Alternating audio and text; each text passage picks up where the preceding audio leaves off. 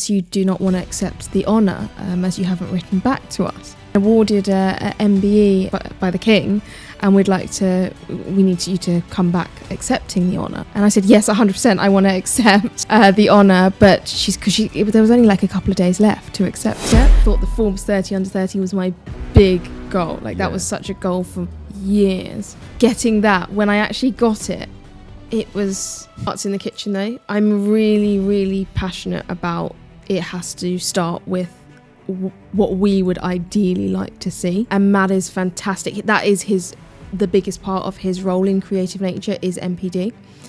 He understands throughout what the mission and the vision is, but he also understands it from a person who doesn't have allergies. Could you do me a massive favour and click follow or subscribe button? It helps the podcast out so much. Hello and welcome back to the Making Sane podcast. I'm joined by Julianne Ponan, who's the founder of Creative Nature. The last time we were on the podcast, it was during the lockdown. So it's great to finally meet you in person again, having the podcast. How have you been? Absolutely amazing. Thank you so much for having me back. I know, and last time I had you on, we kind of talked about being Forbes 30 under 30. And now you've got an MBE. Can we jump straight into it and talk about that? Because I think it's absolutely incredible. So you've got an MBE for business, exports, and for people with allergies. Where was you when you found out? Was it incredible? Yeah, I mean, it still is a bit of a shock every time someone says it, or even if I see it written on like my name card, I still don't believe it's real.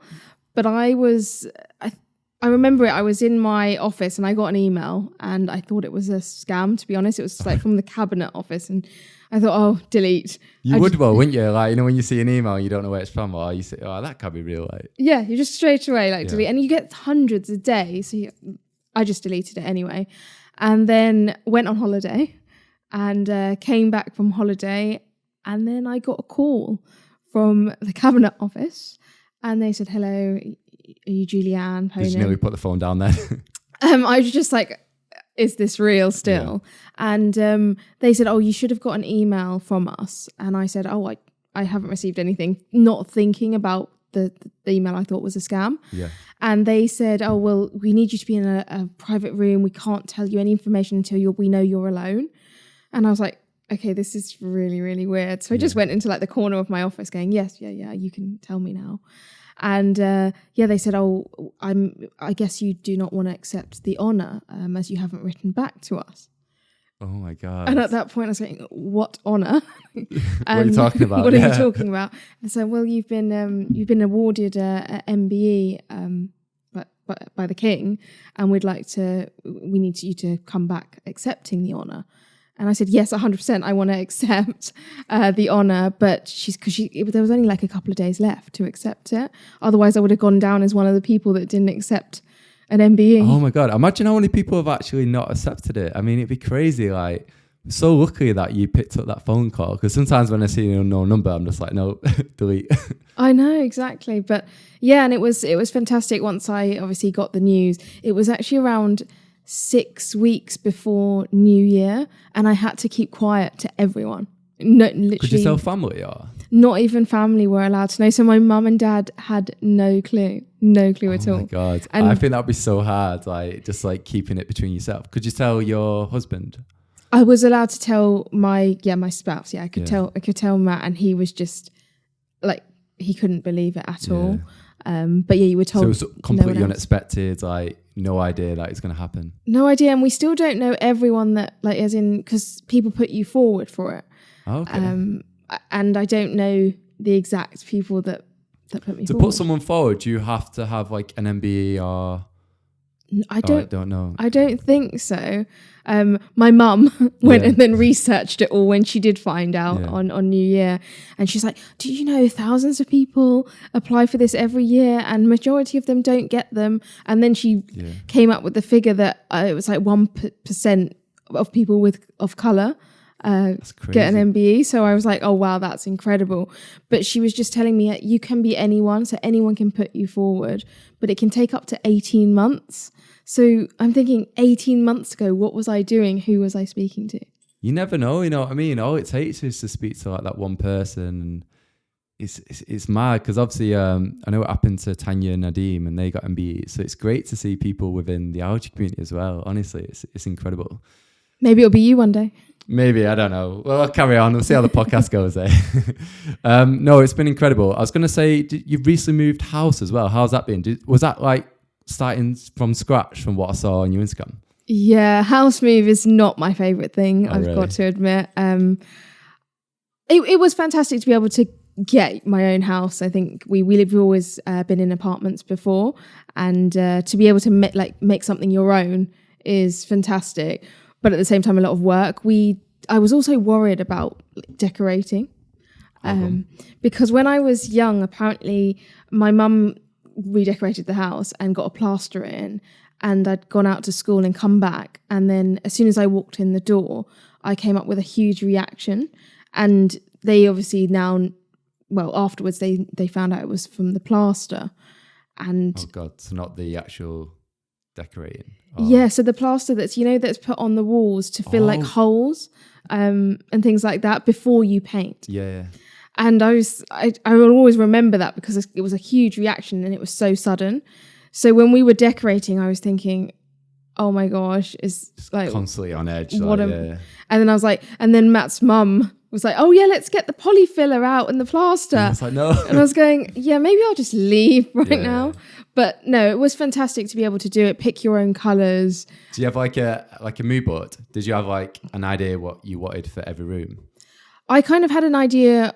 I wanted teal in somewhere because that represented my brand, allergies, everything. Yeah. I needed to bring that into the house, but I didn't want it to be like teal everywhere, like a mad. Yeah, I've seen the sofa bed for the dog. That's teal. But that really suits. It goes well with everything else. Yeah, it's amazing. He never goes on that sofa bed though. Oh, really? It's definitely for the look. Decoration.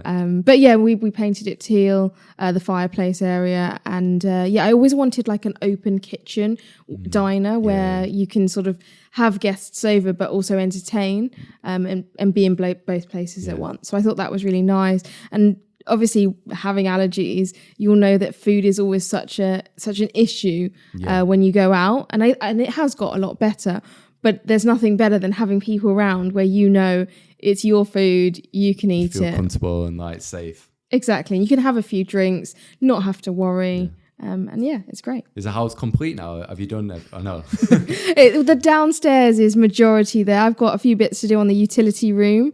I'm leaving that to Matt. He's definitely getting better with the DIY side of things. He went from a person that absolutely knew nothing to YouTubing everything. So, like, thank God for YouTube. I use YouTube for everything. It's amazing. Like, a hob was broke the other day, and the long hob was like, just go on YouTube and fix it. And I was like, I don't think so, but yeah, try it. Like, and you've got a dog now. Is it a multi-poo? Am I saying that right? Yeah, you got that right. Multi-poo. He's a year and a half now. Yeah. And what's the name? I can never pronounce it. Gimli, yeah. And you said it before the podcast, it's based on, is it Lord of the Rings? Yeah, Lord of the Rings. So I'm a fan of Harry Potter, and Matt, my other half, is a fan of Lord of the Rings. Yeah. And we compromised and we went for Gimli, and he doesn't look anything like Gimli though. I know he's like part of the Creative Nature crew. I see him like in all the pictures. Like, is he the biggest ambassador?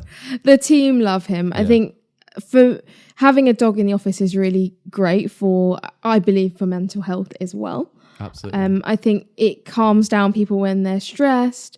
Also, you can have a bit of a cuddle, but also when we are hiring, we do have to mention we have an office dog because say someone did have an allergy, it's something we have to be mindful of as well. I was going to ask you, like, within the team at Creative Nature, we'll talk about Creative Nature and get into it, and obviously being a top 14 kind of allergy-free brand. Do some of the teams have food allergies as well, or is it a bit of a mixed bag? It's really interesting you asked me that because one of them, our business development executive, Joe, he actually recently had an allergic reaction for the first time. Oh, wow. A proper reaction, and he doesn't know what it is. Yeah, he's in his 20s. Yeah. He has like a slight intolerance to ginger, which he's always said he had, but he came up with a full-on allergic reaction where his throat felt tight, he couldn't breathe, he was going really red, and he brought it down with antihistamine, and he's like going to get tested now. So it's really interesting. He now says creative nature has given him an allergy, which doesn't sound the greatest, does it? Yeah, I mean, don't say that out loud. You have Daily Mail exactly coming up with a story based around that. Like. But no, there are people and we've had people along the way. There's another guy that has celiac, and he's one of our sales managers as well. Matt has no allergies, and there are a few others who don't have allergies, but yes, we do have people that understand it in the team. Has the team been getting like bigger and bigger? Because I know during the lockdown we kind of spoke about the team then, but I mean after the lockdown now things are kind of getting back to normal. I wanted to ask, like, is the team getting bigger? And are you in the office every day? What's your kind of day-to-day look like? I think it's changed a lot since lockdown. The team's definitely evolved. We've got a bigger board in place, which is really exciting. I sound all super big now with the board, but no, it's nice to have them in place for advice and structure of where we're growing Creative Nature as a brand, because we're in 17 countries now. So it's crazy, yeah. When I was like reading into it with the board, then are they kind of the more kind of, they're not there day to day, or are they there? Not their day-to-day, but they're the senior management structure. Yeah. So we'll meet sort of once a month, and every couple of weeks we'll check in with each other on how we're doing. But in terms to help you focus growth of, is that for someone to kind of, because obviously it must be so hard doing it on your own. It's great to have a voice or concern of someone with that experience. It's like a sounding board as well. It's the ability to be able to ask questions that you may not be able to ask within your team, and having that outside perspective, whereas the team that's day to day in the office, and you ask me about, are people back in the office? Yes. One of the staff members, she literally was like, I can't work at home, I have to be in. Because in our office it's quite a team culture. It's like very I don't know how to explain it, but you thrive off each other. And being able to work together, you end up solving problems faster, getting things done quicker, and growing the business. Is that really important for yourself then, that kind of cultural and people which are the right fit? Because I've worked at companies before where I don't know if you're not the right fit or you don't fit part of their culture, then it's probably not quite right for you. And there's companies where I've really fit in that culture, and like you say, you thrive under each other.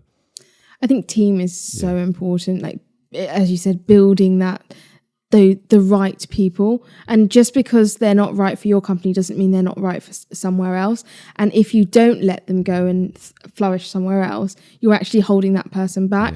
But at the same time, you need to find the right fit for you. And I always go like to my team, so for example, if you have to be happy in work, because you're always waiting, like you're there, like how much of your life are you at work? And if people go, oh, I'll be happy when I get married, I'll be happy when I buy a house, I'll be happy when I retire, and then you're dead. I mean, you've got to be happy along the way and along the journey. That is so important. I saw a post today. It was actually today, and it was on LinkedIn. It was by Stephen Barrett, and he was like, "Oh, yeah," because I listened to his podcast. Like roller coaster, like up and down, and it was like a diagram of like, imagine a roller coaster go up and down. It's like, oh, you get married, or you get a new job, or you get more money. Exactly. And it's like, you've got to be happy, like you say, on the journey rather than this end goal and then not being enough. Because I felt like that sometimes. You hit a goal and you're like, I don't know, like you felt like, oh, I should be happier, and then you're always like wanting the next best thing. But imagine it's like the whole journey.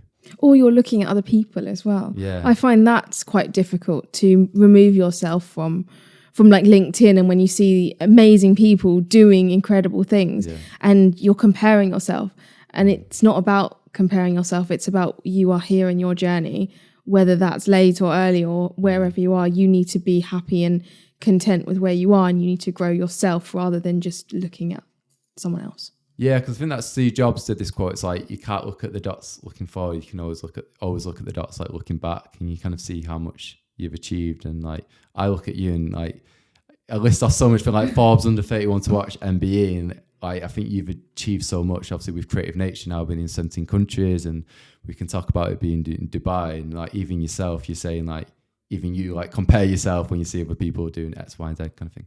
Because for me, it never feels enough. But I think as an entrepreneur, that's probably why. Yeah, it probably never is enough. But when you get to that goal, like I always thought the Forbes 30 under 30 was my big goal. Like that was such a goal for years.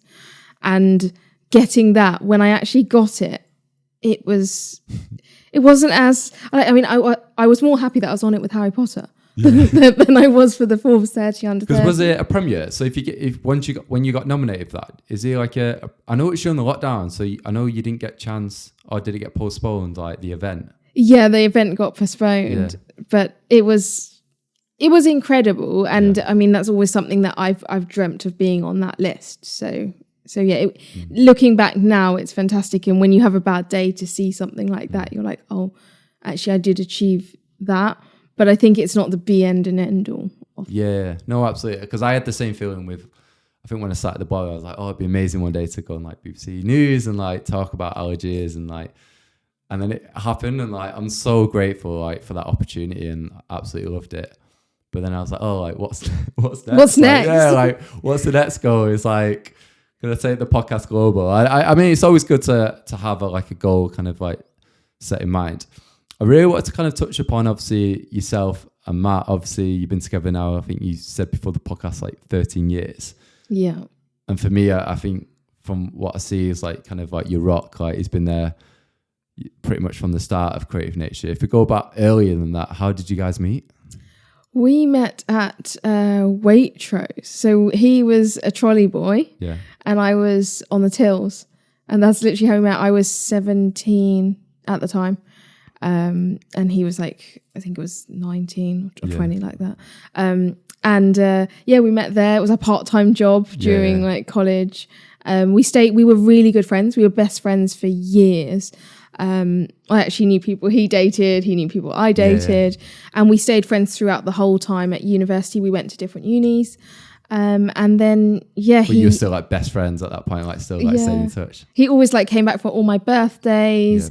He would we would always be on the phone to each other at like 2-3 in the morning, just chatting. So he was always there in my life. Then I went through a big breakup. It's a lot of people do. And he was there for me. And after that, he always asked me on dates, and I always said no. He's probably going to hate me for saying all of this, but I'll be in trouble there. But he asked me a lot of times, and I was actually going to be taking a job in Beijing.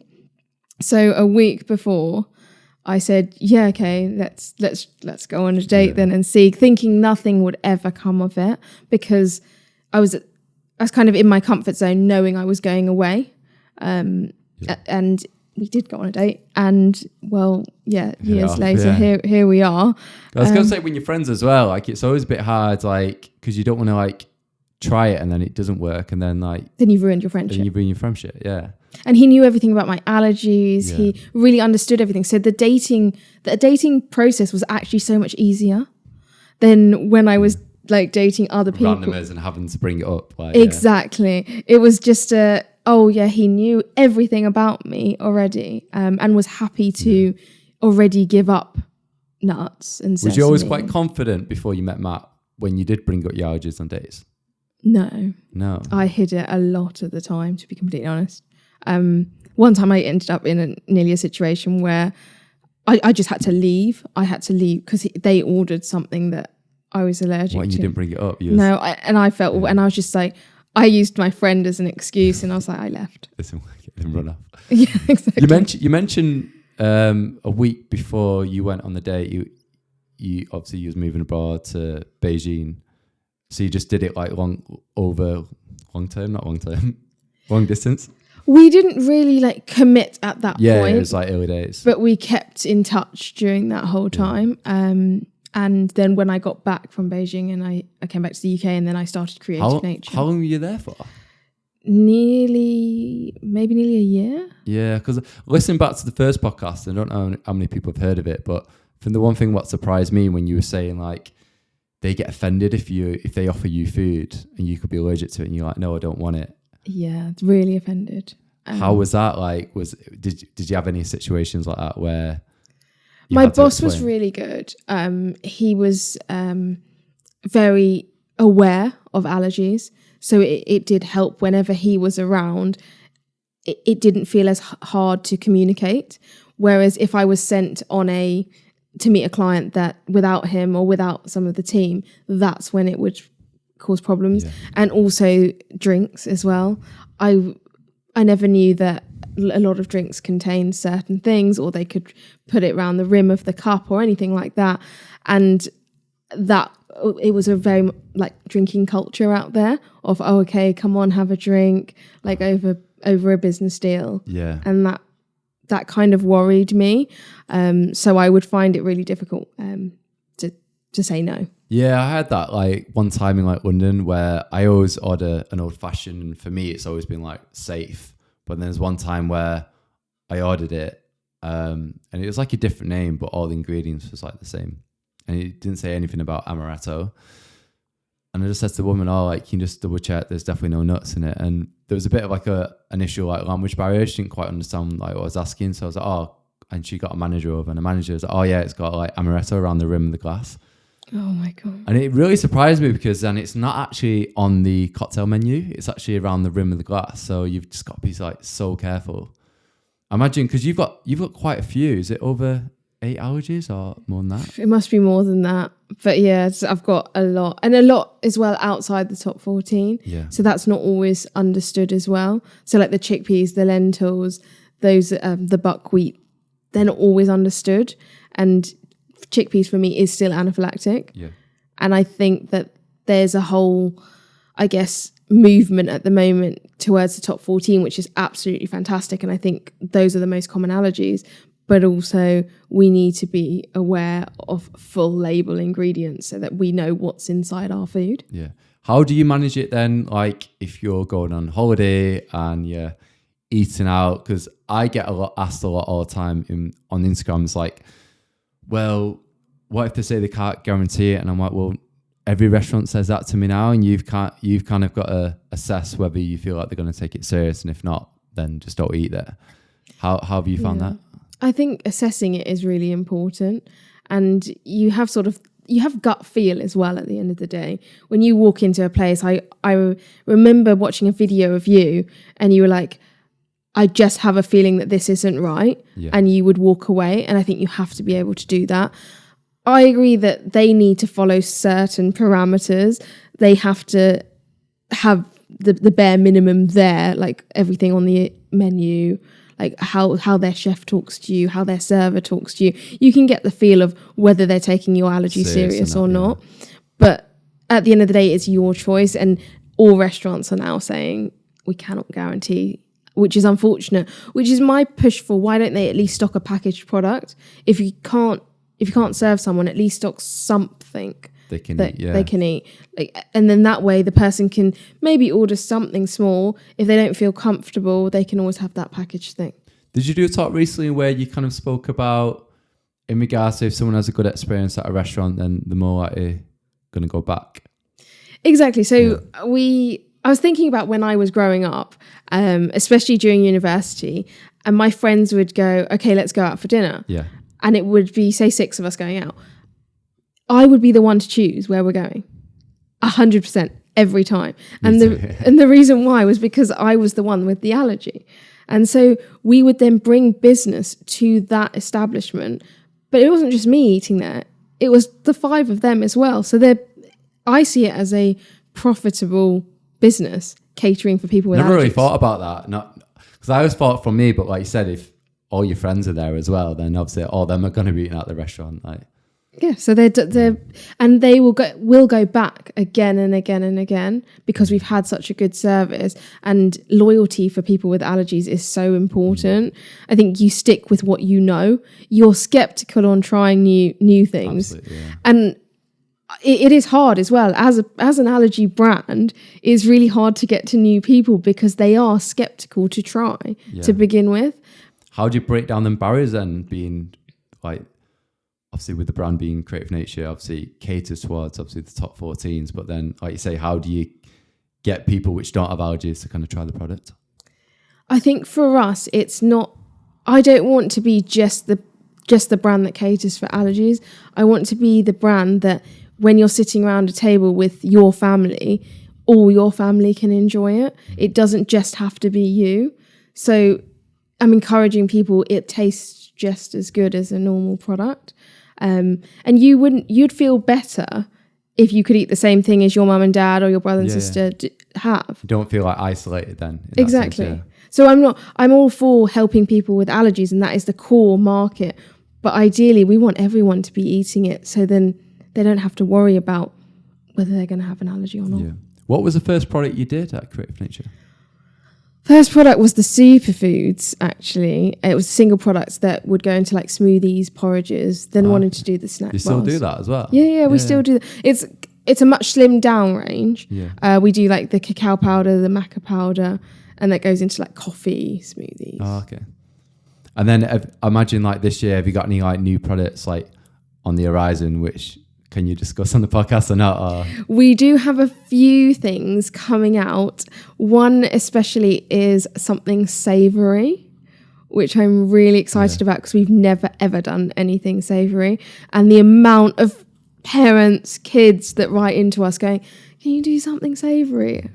Okay, we've got to sit down and figure something out. I think it's a really good product. We've just got through the onboard hospitality awards for airlines, which I'm really excited for. They're probably like the first to properly try it, and that award ceremony is in June. So let's see how we do. That'd be incredible. Where do you start off? So you have an idea for a product. Do you make it yourself in the kitchen, or is that where you started off a few years ago? What's your kind of process now when you have an idea to launch a new product? I know you spoke about in the past it could take up to 6 months from kind of start to finish. But where does that initial kind of start point, what does that look like? I have a lot of ideas. Okay. I mean, that's great. But Matt is even worse than me. He has like 10 ideas a day. And I was like, yes, do you think you can finance all of those ideas? It still starts in the kitchen though. I'm really, really passionate about it has to start with what we would ideally like to see. Yeah. And Matt is fantastic. That is the biggest part of his role in Creative Nature is MPD. He understands throughout what the mission and the vision is, but he also understands it from a person who doesn't have allergies as well, on what they would want to see, taste, touch, all of that. So he is a fantastic person on that, and he comes up with some fantastic recipes.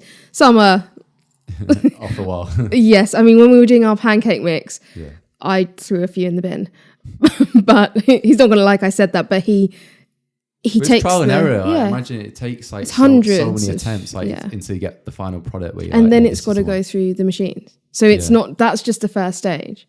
Then you've got to find, does it work through the machinery we have? If it doesn't, what machinery do we need? How quick can we make it? How many members of staff need to be on that line? What is the HACCP procedure? Can we actually source ingredients that are 100% top 14 allergen free? Because there's been times where we've wanted to do something with honeycomb, for example, but a vegan version. Yeah. Can't find a honeycomb that doesn't have the may contain traces. We just can't have it. Can't have it in the factory. No way, So there are these barriers. Is it just one factory then at the minute? We have separate ones, but the main one, we have one main one. Yeah. And when you started off, I read when you started Creative Nature, was it initially was it like a management? You took over it from obviously the management perspective and then bought the company. Was it doing candles and scents? So it's completely different to what you're doing now. Yeah, if you probably asked, most people would say, why did I do that? Why did I do a management buyout? And then sack the whole management team. It's probably the most ridiculous thing to do and not the best advice to give people out there. Yeah. But I was young when I first started and I was happy to take risks. I mean, I am, as an entrepreneur, you have to take risks every day and you weigh them up. But I was sort of more happy to go, okay, if everything goes wrong, I can just go home and live with mum and dad. Yeah. And what I did was I saw the brand and thought I could change it into something that was meaningful and had a purpose. So yes, they did candles, incense, statues, So they're going to be tea. doing that anytime soon. You should have seen the amount that was in the warehouse. It was just crazy. I kept some of the stuff just to as like a memento. Yeah. And it's got the Creative Nature like name on it as well. It looks very different. That artwork is very different to where we are now, because we had like a branding agency in to help us really understand what our brand vision and our sort of assets were. What would you say has been like the kind of the biggest challenge for you with Creative Nature? Is it? I imagine you've had quite a few. Is there any moments which have kind of really stood out? I think business is really tough. No one likes to really say that on the to the world. Like on LinkedIn, you'll just hear all about the fantastic times. The best bits, yeah. But actually, there's probably about in a day, there's like so many other fires that you have to put out and so many problems that you have to solve, but you have to love it. I would say that's one of the main things for me is enjoying who I work with and what I'm working on. The challenges, there's been so many different challenges along the way. I guess finding the right team is always going to be one of your big challenges. And once you get that right, and no one ever has it like as in 100% right, you're constantly moving and evolving. But once you have those core people, you start to see things move and strengthen, which I think is fantastic. And then also it's about learning from those mistakes that you've made. We make mistakes a lot of the time, but it's about learning really fast and being able to change it fast rather than just waiting. Because a lot of people in business, they'll be like, oh, well, we'll keep trying this and keep trying that. But if you do the same thing over and over and over again, don't expect a different outcome. It's just not going to work. So don't be afraid to change. It's like you're going to get like the same results then if you keep doing kind of the same outcome. Because I heard like you kind of talked about adapting then, and you did that for Amazon. Did you say that during the lockdown you put your products on Amazon? Yeah, we took a big risk in terms of the amount of like money you had to pay to play on Amazon, really. Did they take a massive portion? I can imagine that. They take a massive proportion. You've got advertising. You also need to we paid someone that was an expert because I didn't understand it at all. I've now think I have a degree in Amazon. Oh, really? But I'm still using experts to be able to grow even further. But yeah, we grew at around 1,000% on Amazon from nothing. Wow. It went crazy high in lockdown. It's plateaued out since, but we're still in growth. So we're still growing month on month, which is fantastic to see. Wow. So you're going to keep it. Did you initially think it was just going to just fill lockdown and then just see how it goes? And then I thought baking's absolutely crazy at the moment. I was like, when is it gonna start dropping? Yeah. But when it started to drop, the other products started to come up. Yeah. So I think it was just weighing up what products to push. I don't know if you got the answer for this question, but I was going to say, if you was going to start again now from scratch, would you stay in food? 100%. Yeah. Yeah. I love being able to make something and then take it all the way through and put it on shelf and then see someone's joy from just when you eat food with people, you see them smile, you see them enjoy. And I think that's something for me that when I was growing up, I didn't always enjoy. So now I can say I enjoy it. Yeah. And I saw on Instagram, like now it's launched in Dubai. I mean, how was that actually kind of seeing it in person? That was insane. Yeah. We went to Gulf Foods. It's a big food show over there. And we then did some store visits to Spinneys, Waitrose, Lulu's, not thinking like it would be a big, is it going to be a big or small thing kind of thing? Yeah. I honestly I couldn't, I was a bit speechless when I saw it, with like a whole area of a whole shelf of Creative Nature. And I was just like, wow. And to see people actually engaging with it, it was surreal, because there's one thing of it being in the UK, and that was I couldn't believe it when we launched in the UK. But when you fly 6, 7 hours, 8 hours away across the world, and to see your product there, nothing can compare. Yeah. I mean, how's it in Dubai in regards to, is there many people with allergies out there?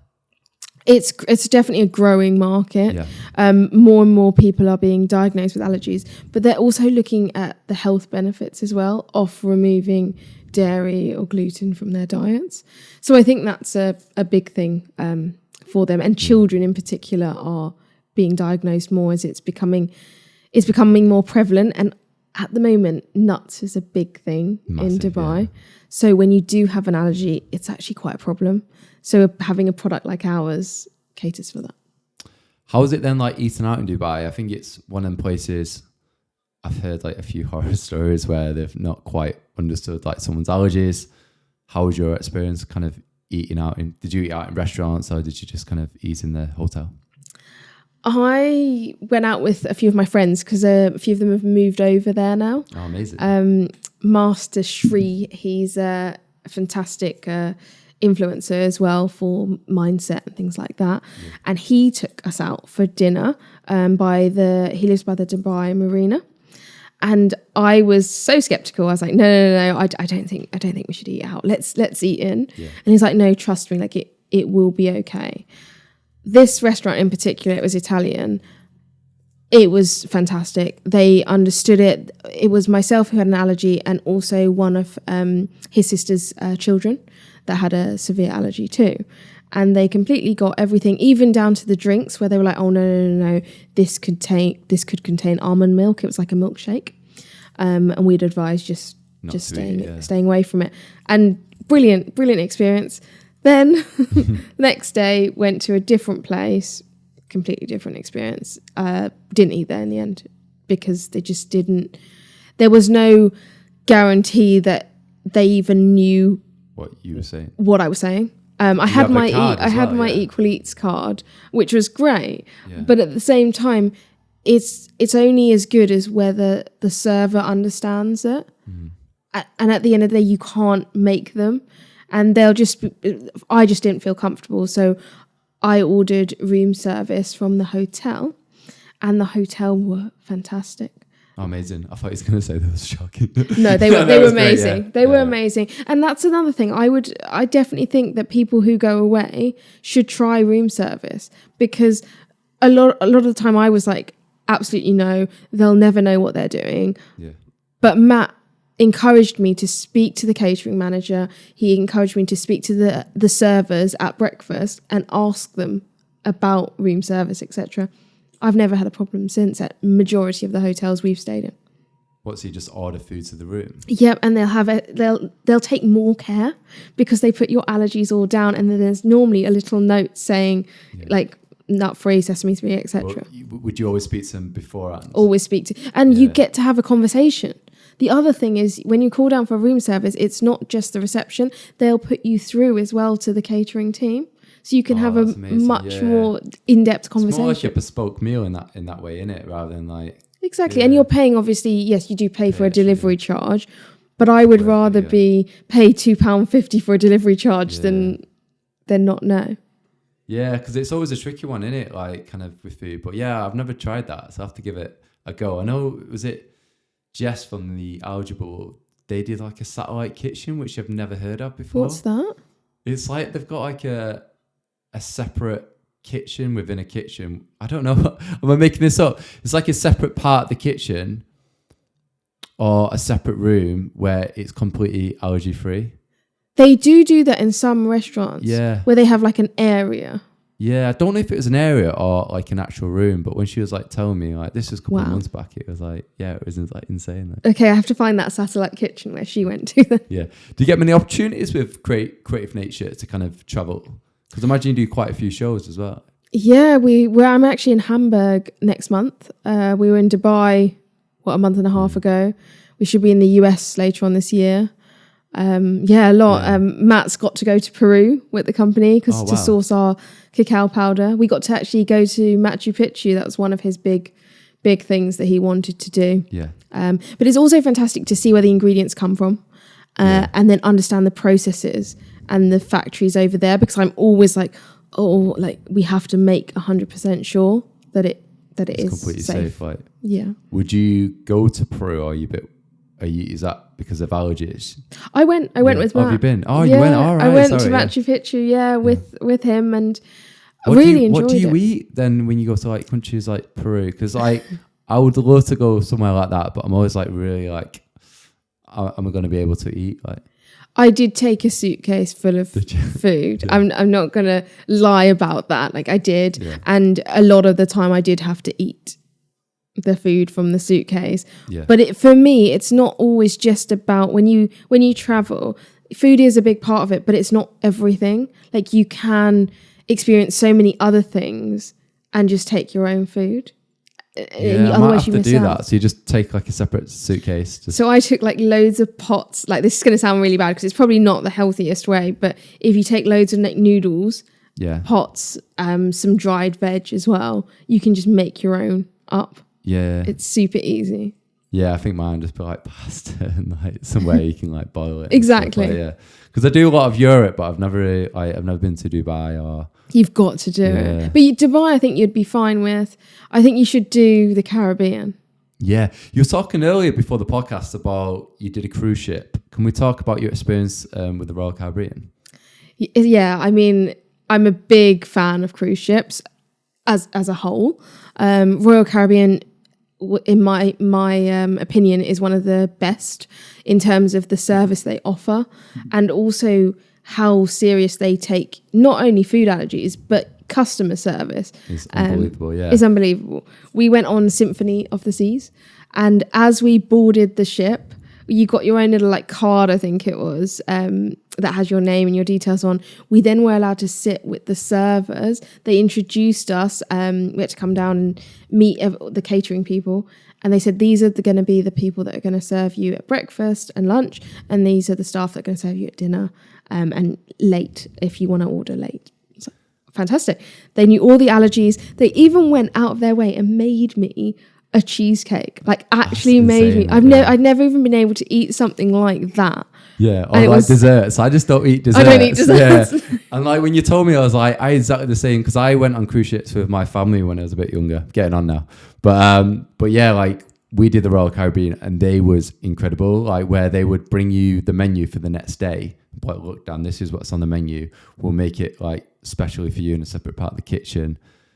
Just let us know what you want and we can like prepare it in advance. And it's incredible. I think the best experience for eating out has been on cruise ships. Would you agree? Definitely. Yeah. And it means you can experience different countries and just get back on the ship and be able to eat. Yeah. But saying that, I did have an allergy on a cruise ship once. What allergic reaction? Yeah. But it wasn't on the cruise ship, which is really interesting. So it was in Bari. I don't know if you know Bari in Italy. So it was a Mediterranean cruise. Got off the ship, went to a church. I must, like, as in a church, like we on one of the excursions with my dad and my brother and sister, I must have touched something. We still don't know. Like, I must have touched something or the incense because I'm allergic to a lot of incense as well. Oh, okay. Anyway, I slowly started like with the hives, redness, blotchiness. My lips started going big, and I couldn't breathe. And at the time, I think there was like some swine flu epidemic or something in Italy. Like as in at the time, so they were checking you before you got back on the ship. They were like temperature checking you and stuff. And my dad was like, "We have to get back to the ship right now." Like, and we didn't carry my EpiPen off the ship because we were like, it was absolutely the most ridiculous thing. We like, I forgot it, he forgot it, my sister forgot, everyone forgot. And we're just so excited. And I think that's the main thing. Like when you are so excited as a child, I was younger then, you don't think as much. And that's why I'm always a big advocate of carry to, just do it. Like you have to carry to. When you least expect it as well. Like I had allergic reactions and I nearly didn't get back on. And had the EpiPens with me, but I just didn't have the antihistamine. It's like, it's always when you're in a rush, like you forget it. Can we talk about, I know you kind of spoke about then you had an experience, but when we was on the phone the other day, you kind of talk about how you went into anaphylactic shock, but you still don't know what caused it. Did you get to the bottom of what it could be? I still haven't got to the bottom of what it can be yet. I do have some allergy tests though booked in. But the problem is the testing for the same allergies I already have. You already know, yeah. So I don't see what I'm going to actually find out from that. They think it was tree nuts. That's what they've put it down to. But yeah, I honestly didn't. I went to an event and I didn't eat anything or drink anything. So that was the thing I couldn't understand. All I did was shake hands with people. And then I didn't know that, but there were allergies served. But I didn't know that at the time. And then, I started feeling a bit like my throat started going hoarse. My voice went completely, but I didn't get all the normal signs. So I know my body so well now with an allergy. So you didn't get the hives initially? No hives. No hives? No hives, whatsoever. And I even went to the bathroom to when you can feel something, you're checking everywhere. And you didn't see anything. There was nothing around my eyes. They weren't even itching. So for me, I was just like, and then all I did was I was feeling, my voice had gone. I was starting to feel dizzy, and I was starting my throat started to feel like I couldn't breathe. So I just sat down. And I was just like, this can't be an allergy because I haven't got the I haven't got. Because they always say you should have the symptoms of hives or exactly. And there's nothing. There was literally nothing there. Nothing there at all. And I called Matt, being like, okay, something's up, but I don't know what. Then spoke to the event organisers. They took me to the pharmacy, and by the time I got to the pharmacy, I'd nearly collapsed. And the pharmacist was like, look, we need to give you your adrenaline, and we need to call the ambulance. The ambulance was there in 4 minutes. It was so fast. I literally can't even I couldn't it wasn't. It felt like a blur because my blood pressure had dropped.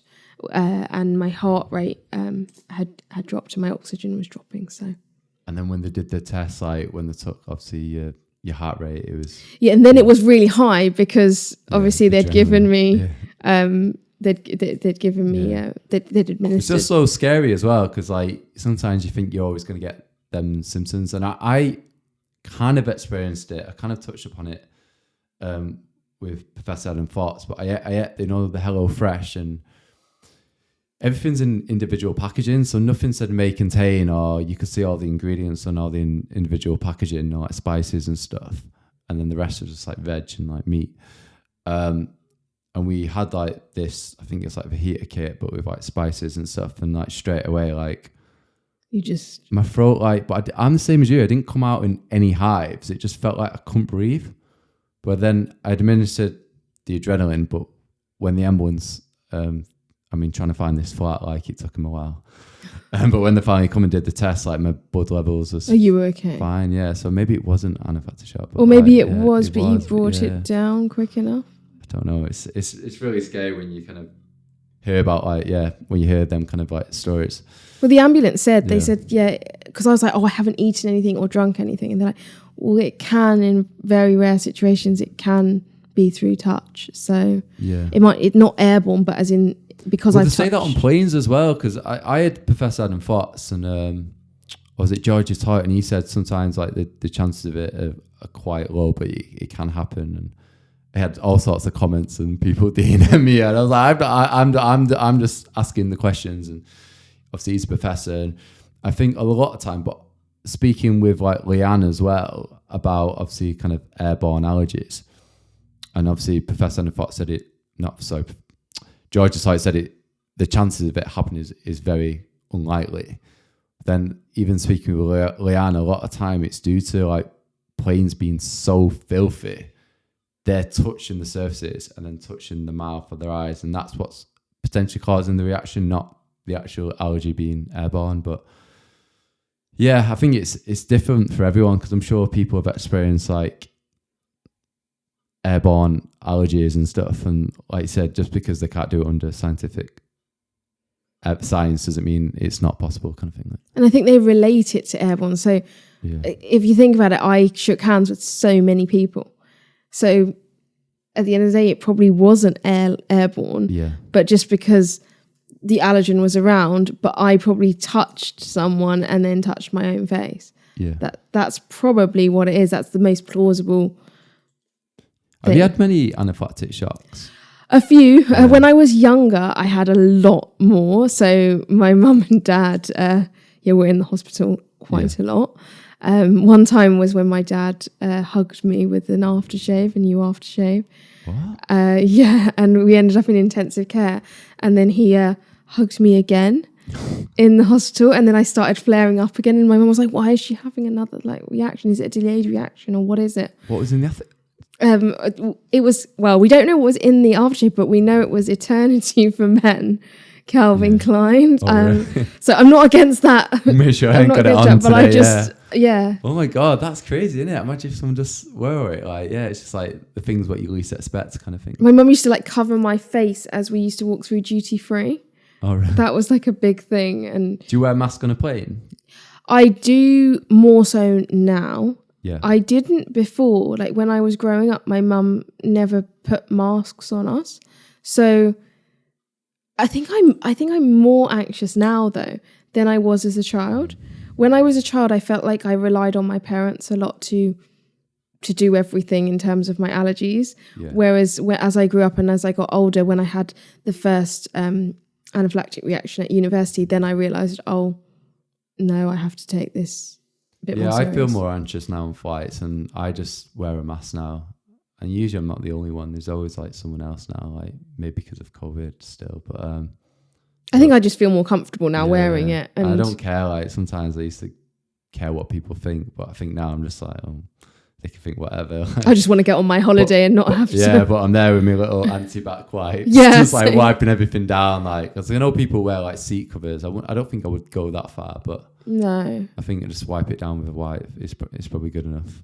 That's similar to what I do. And I like to pre-board. I always pre-board and make sure it's they always let you on the plane first. So you just ask when you get to the airport? Or? Well, with EasyJet, you can just type it in. So really? You can go on their website and then when you book your flight, you just literally click special assistance, and they have an actual tab for nut allergy. So you just tick it. And and when you get there, as soon as you check in, the crew is told. So it's all through the systems. And so no way. And they even, I think it was BA that did this. So when we were flying out to Antigua, they did an announcement in the, before you board, we all sit down so that people didn't start eating nuts when they got on the plane. Wow, I've never heard of that before. Which was fantastic. Yeah. So that's incredible, because I always find the British Airlines are just really, really good. British Airways have been really good. Say EasyJet, Ryanair. I've always had an incredible experience. For me, it's the American Airlines. Yeah, it's the smaller airlines. For example, when we flew to Peru, they don't stop serving. Also, Emirates hasn't been fantastic with me. I found that quite difficult to navigate. And what annoys me is that they cater for so many dietary requirements, vegan, vegetarian, halal, kosher, everything, which is fantastic, but not an allergy where someone could physically die. Yeah. And it's mad as well. I spoke to Mark on the podcast, and obviously we kind of spoke about special meals and kind of the work he's doing there. And it's really tricky because when you got food allergies, unless it was a brand like Creative Nature, I know I'm safe for that product kind of thing. But then if it's an actual special meal, I still not sure whether I'd eat it, even though if it's probably allergy free. So what do you do? Do you buy your food before you get on the plane? Yeah, I used to go to Wetherspoons and get a big full English before I get on the flight. Or what I've done in the past is I've just run to I think Boots and just got a plain ham sandwich. The plainest ham sandwich is usually just white bread and bit of ham. But I've always done that. What are you going to do when you go long haul? I've not thought that far ahead. I don't know. Why do you eat when you on flights? I've eaten with BA, which has been great. Majority of the other flights, for example, Emirates, I will take my own food and then ask them to warm it up on the plane. Unfortunately, Emirates refuse to do it now, which is not great. Hopefully they'll change that policy. But so most of the other carriers... You've prepared at home, you've just put it in your hand luggage? Yeah. Yeah, that they don't take it away from you? No. It's only liquids, isn't it? No, as in... But there were... So it's more for example, a pot with noodles. All they have to do is add water to it. Oh, right. Okay. So then they'll just add water on the plane. That's, straightforward. And my brother's pilot, and he's always like, yeah, you can take food on the plane. He was like, that's absolutely fine, but he always goes, don't take smelly food. He's like, it upsets passengers. Yeah. So just take things that are okay for everybody. Yeah. Yeah, I've never really done that. I've not done too many long hauls. I've done Miami. I was there for like 2 nights, and then we went on a cruise ship with my family. And when I was like 17, we did like Florida. And that was great with American Airlines. Going was great, but like coming back, they just like refused to do the announcement. And it got really heated. And started waving the policy, like, look, we don't need to do it. It's like, well, you can't, like, you did it on the way there. Why not do it on the way back? And then she was like, oh, like they serve nuts in business class. We wasn't in business class. We was just like in common. But they was like, well, we're still going to serve nuts in business class. So I was like, oh, but I was like so annoyed. And I remember like I spoke to her, like as I went to the toilet, she was there, as I gone out, she was like, I like, and I was literally like, well, if you had a kid with an allergy, like how would you feel? And exactly, she like stormed off. And I was like, I really think people wouldn't mind giving up nuts on board a flight. Yeah. If you sat with them and... I feel I'm not asking for too much, like a few hours. Like Exactly. They're not going to die without having their nuts. I wanted to touch upon, can we talk about what happened in Dubai on the way back on the flight? Yeah. Okay. Yeah. So I nearly didn't board that flight. It was similar to the issue I had with Eurowings as well. They basically, going out was absolutely fine. I was with my colleague as well, and they moved us as well to like a row just by ourselves. Which airline was that? That was Emirates. Oh, and wow. Okay. It was absolutely fine. They said, oh, you can't eat anything on the flight, all of that. So, I mean, in terms of if you were a person that wasn't like paid for everything and you'd want to eat and everything, you wouldn't have been able to do that. But I was more, I just need to get to Dubai. I'm happy to take my own food. I'm happy to do all of that. So that was great. They did an announcement, which was really good. Amazing. And then, on the way back, it had flagged, I guess, that I had a allergy. So when I was going through the check-in, I was like, oh, yes, I have an allergy, etc. And they were like, oh, we don't think you can board this flight. That's mad. And I was going, well, I flew here, so I think I can fly back. Yeah, how am I going to get back? Like, otherwise you're stuck. Exactly. And they're like, oh, well, you could always book another flight. I said, but are you going to pay for then me to book another flight then? Because I don't want to fly on a different flight. And they said, no, like it's at your own choice. So you can fly with us if you want, but we will be serving nuts. And I was like, okay. So then I had to I got them to say, yeah, okay, I can fly. And then I had to take the risk. And then they refused to let me pre-board to wipe the seats at all. Then they didn't want me to even wipe the seats. So a lady came round and I was wiping like my seat because I wasn't travelling back with my colleague. I was alone. So I was like really stressed out. Yeah, even more anxious as well. And I don't normally like to fly by myself. I like having somebody. Yeah. And I was like, oh, great. So I started wiping down the seats. And then she came over, one of the crew members, and she said, look, it's not dirty. You don't have to clean it. It doesn't look good. And I was going, oh my God, like I just want to clean my seat. I just like, why is that a problem? Yeah, why is it an issue? Like it's nothing on her, you know what I mean? Like what's it? And then I said, would you mind doing the announcement? Like just a quick announcement. She's like, we would never do that. It's not part of our policy. And so, yeah, she was so annoyed as well. And she was like, she goes, and you shouldn't really eat anything on this flight. And I was like, okay. But the person next to me, absolute amazing. She was like, oh, like, I won't eat this if this will cause you an allergy. Like, I won't eat it. And I was like, oh, you understand. Yeah. Yet a person who's meant to be looking after you, and we've paid full price for our. That's what I mean. It's a lot of money as well. Like you're on a long flight, and like they can't even. It's just like empathy as well. Like not even like just showing like a bit of emotion. Like like making sure that you're okay. It's just. And then serving it anyway. Because then if if you raise your voice, or like, oh well, just get on a different, you know what I mean? Just get on a different flight. Yeah, that's what I mean. Then who's going to pay for that as well? So it's just like, I do recommend though, anyone that is flying, try and get either the earliest flight out. That is the best scenario that you can get, because they do a full clean down of the planes. okay. So if you can get the earliest, that's great. The last flight as well, they try to start a more cleaning process just before, because it's less full.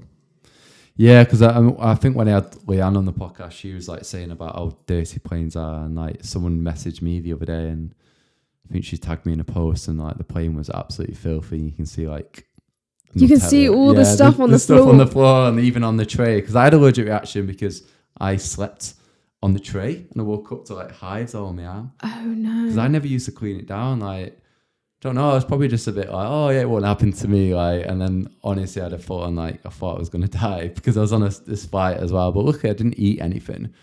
But for me, you came up with it. Yeah, but I've not seen hives for years, and then it happened on a flight, and I was like, oh my god! Out of all the places it could have happened, I'm on a flight, and that's the most scary place. Luckily, it was like right near the end of the flight, and like I said, I forgot my antihistamine, but luckily it was on an EasyJet flight, and they were so understanding, and their hostess had antihistamine with her. And it was an EasyJet? Yeah. Even though they have like a nut ban? Yeah. Someone must have brought that on. It would have been EasyJet or Ryanair. Oh, maybe Ryanair. But it could have been what someone's eating. Oh yeah, that's a good point actually. Like, yeah. Well, but when was it? It was a few years ago now, and it would have been like, I was coming back from Croatia, so it would have been like maybe 2-3 years ago. Maybe they hadn't brought in the nut ban yet. But like, it was honestly really proper freaked me out and stuff. But luckily, like, she had antihistamine, so then it like calmed down. And luckily, it was near the end of the flight.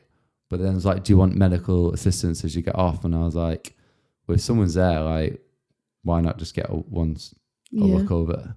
But then I was waiting for like 20 minutes. So I was like, well, if it was anaphylactic. If it was anaphylactic. Yeah, well, you wouldn't have been no help. And but I think it costs airlines so much as well when they have to divert. 80,000 on average, more than £80,000 per diversion. Which, why don't they just ban the problem?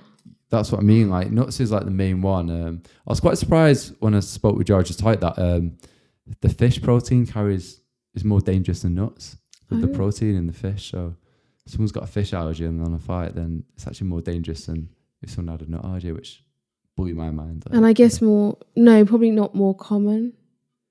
Probably less common maybe, but it's not something that probably spoke much about as compared to like the other ones. Like, yeah. I wanted to just like touch upon like before we finish, like what's kind of next for kind of creative nature over the next kind of 12 months.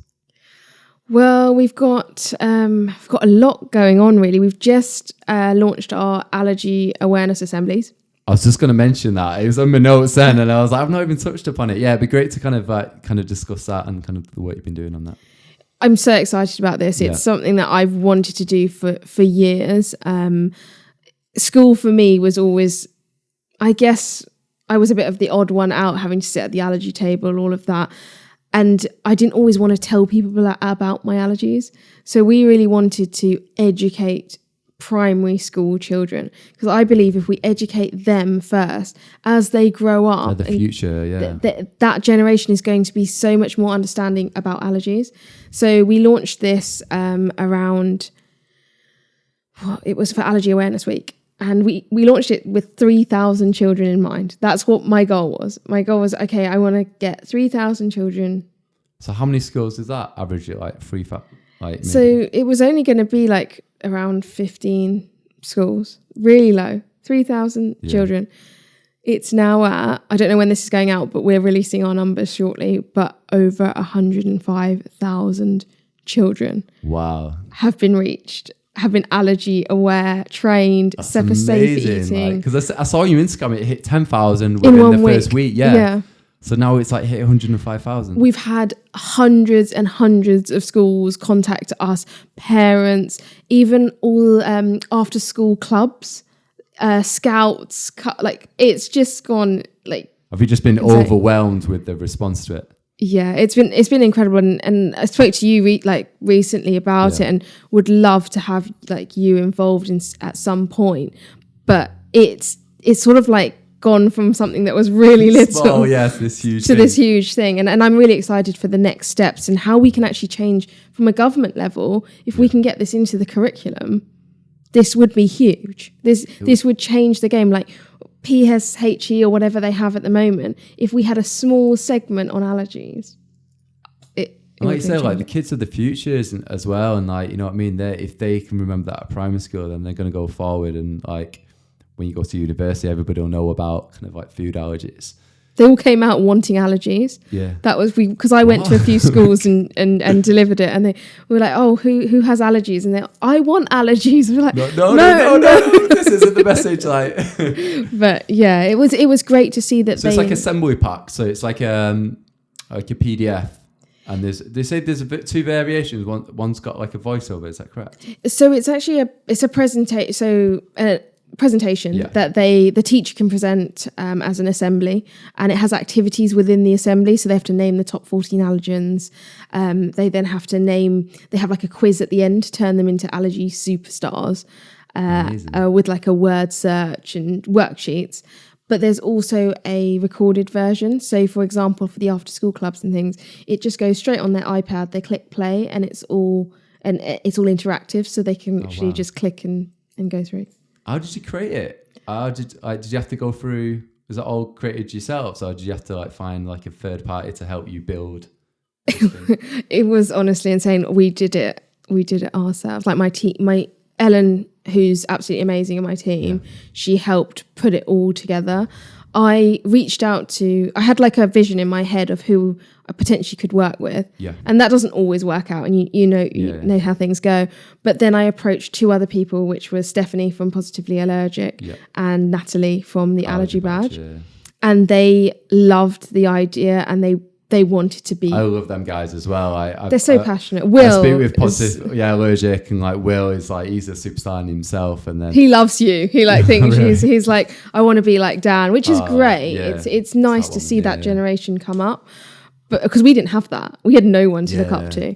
So I think it's going to explode now as we get more and more people on board. We also had everything signed off by Dr. Jose Costa. I saw that, yeah. Everything is medically approved, which is great for teachers as well. It's going across teacher portals as well, which makes it easy for them to like have a class that they don't have to then prepare for. Yeah. No, that's incredible. Honestly, when I saw it, I just thought it's a great like initiative, and it's incredible to kind of see the response to it as well. So yeah, amazing. Like, it's been a pleasure. Honestly, I love this podcast. I felt like it's probably the most relaxed I've been, maybe because like obviously we've met a few times now, and I think it's so different to what we did previously. So it's great to kind of sit down with you again, Julianne. And yeah, thank you so much for coming on the podcast. You enjoyed it? It's been amazing. Thank you so much. Yeah, thanks again. And if anyone wants to kind of follow yourself and Creative Nature, would you like to kind of share the kind of social handles? Yep, you can follow me on Julianne Ponan on Instagram and Twitter, and Creative Nature at Creative Nature. Amazing. So yeah, if anyone can make sure to give Julianne a follow, and Creative Nature, if you check out in, I think it's in every store, in it? It's in all the top supermarkets. It's in a lot of them. A lot of them, yeah. Amazing. Anyway, it's been a pleasure to have you on, and yeah, thanks again. Thank you.